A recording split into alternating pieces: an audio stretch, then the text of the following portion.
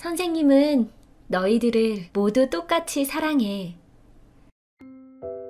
K라는 초등학교 여교사가 있었다.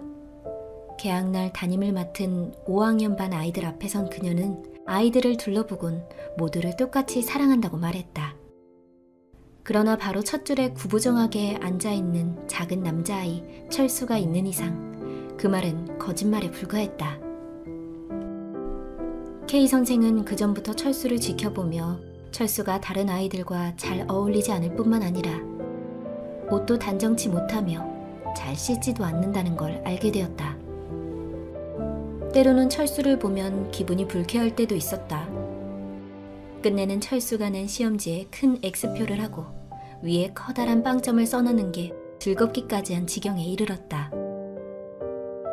K 선생님이 있던 학교에서는 담임 선생님이 아이들의 지난 생활 기록부를 다 보도록 되어 있었다. 그러나 그녀는 철수의 생활 기록부를 마지막으로 미뤄두었다. 그러다 마지막에 철수의 생활 기록부를 보게 되었다. 잘 웃고 밝은 아이입니다. 일을 깔끔하게 잘 마무리하고 예절이 바릅니다. 함께 있으면 즐거운 아이죠. 반 친구들이 좋아하는 훌륭한 학생입니다.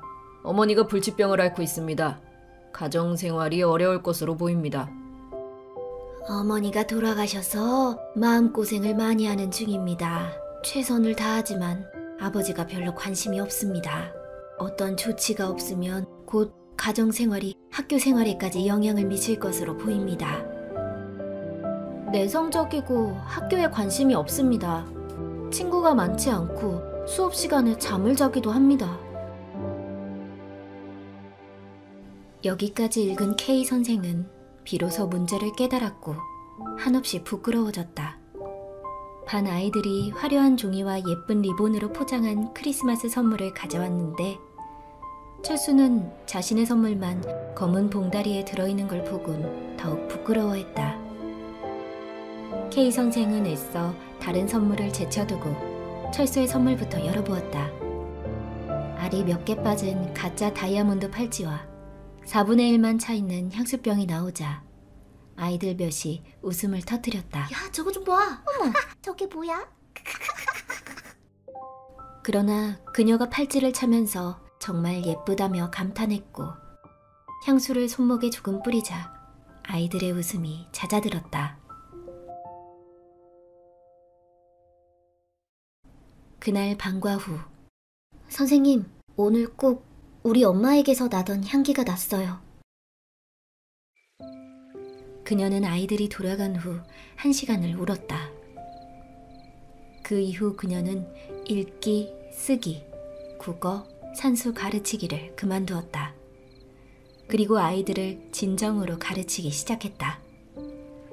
K 선생은 철수를 특별히 대했다. 철수에게 공부를 가르쳐줄 때면 철수의 눈빛이 살아나는 듯 했다. 그녀가 격려하면 할수록 더 빨리 반응했다. 그해 말이 되자 철수는 반에서 가장 공부를 잘하는 아이가 되었고 모두를 똑같이 사랑하겠다는 거짓말에도 불구하고 가장 귀여워하는 학생이 되었다. 1년 후 그녀는 교무실 문 아래에서 철수가 쓴 쪽지를 발견했다. K 선생님, 선생님은 저의 최고의 선생님이에요. 거기엔 그녀가 자기 평생 최고의 교사였다고 쓰여 있었다. 6년이 흘러 그녀는 철수에게서 또 쪽지를 받았다. 고등학교를 반 2등으로 졸업했다고 쓰여 있었고 아직도 그녀가 자기 평생 최고의 선생님인 건 변함이 없다고 쓰여 있었다. 4년이 더 흘러 또 한 통의 편지가 왔다.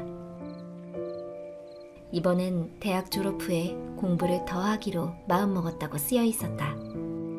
이번에도 그녀가 평생 최고의 선생님이었고 자신이 가장 좋아하는 선생님이라 쓰여 있었다. 하지만 이번에는 이름이 조금 더 길었다. 편지에는 박철수 박사라고 사인되어 있었다. 이야기는 여기서 끝나지 않는다. 그해 봄에 또 한편의 편지가 왔다. 철수는 여자를 만나 결혼하게 되었다고 한다. 아버지는 몇 년 전에 돌아가셨으며 K 선생님에게 신랑의 어머니가 앉는 자리에 앉아줄 수 있는지를 물었다. 그녀는 기꺼이 좋다고 화답했다. 그리고 얼마 후 그녀는 가짜 다이아몬드가 몇 개 빠진 그 팔찌를 차고 어머니와 함께 보낸 마지막 크리스마스에 어머니가 뿌렸었다는 그 향수를 뿌렸다. 오랜만에 만난 둘이 서로 포옹하고 난 뒤 이제 어엿한 의사가 된 박철수는 K 선생에게 속삭였다. 선생님, 절 믿어주셔서 감사드려요. 제가 중요한 사람이라고 생각할 수 있게 해주셔서, 그리고 제가 훌륭한 일을 해낼 수 있다는 걸 알게 해주셔서 정말 감사합니다. 철수야, 넌 완전히 잘못 알고 있구나. 내가 훌륭한 일을 해낼 수 있다는 걸 알려준 사람이 바로 너야. 널 만나기 전까지는 가르치는 법을 전혀 몰랐거든.